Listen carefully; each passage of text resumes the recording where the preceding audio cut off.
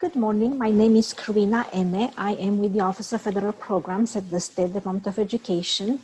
On behalf of Superintendent Hofmeister, I'd like to welcome you to the Coordination and Integration of Funds in Targeted Assistance Schools webinar.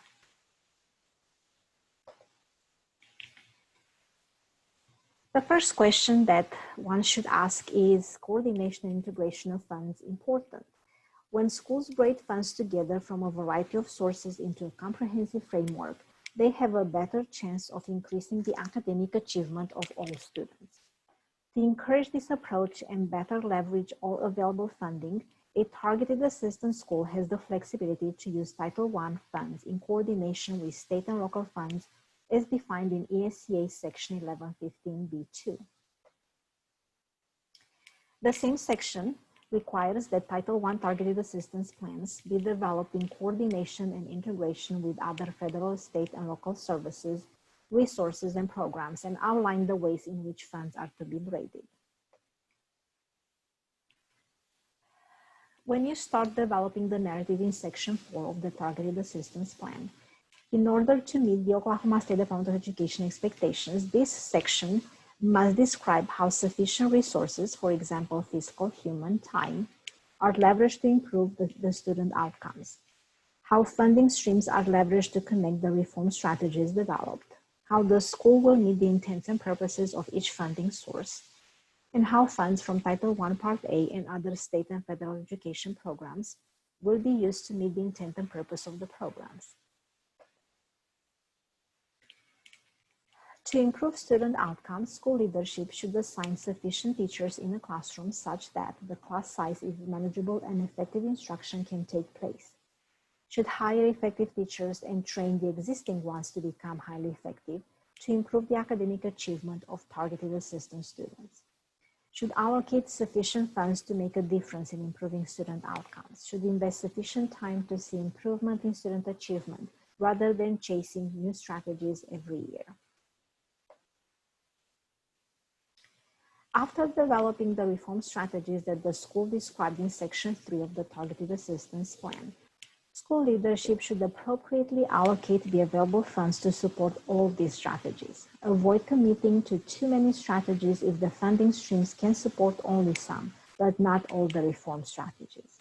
Avoid describing certain strategies to be developed and then use the funds for unrelated expenditures.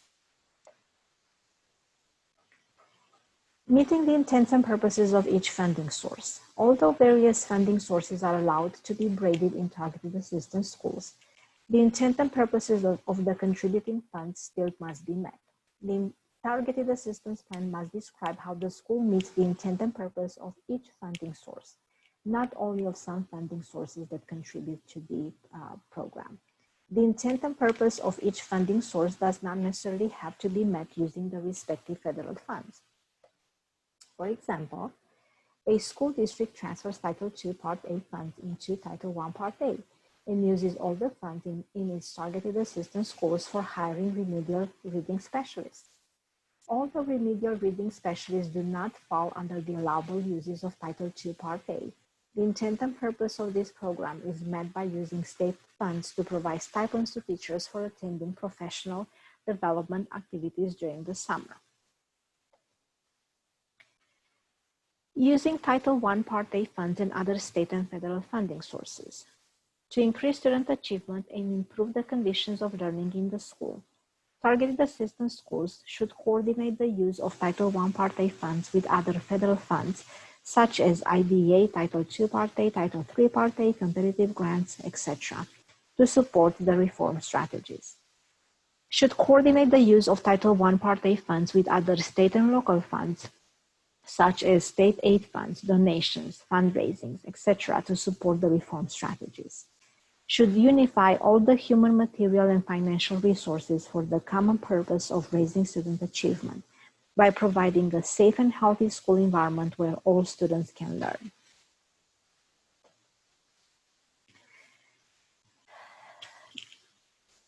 If you are ready to wrap the coordination and integration of funds section in the targeted assistance plan, you should probably take input from the stakeholders, and if no adjustments are needed or suggested, move on to the next section.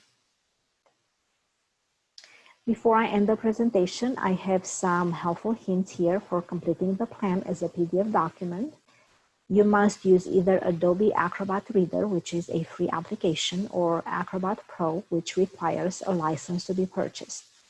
Should type the responses directly into the PDF form in the designated text box. When typing on the form, the text box does not change, and one must continue scrolling down to complete the responses.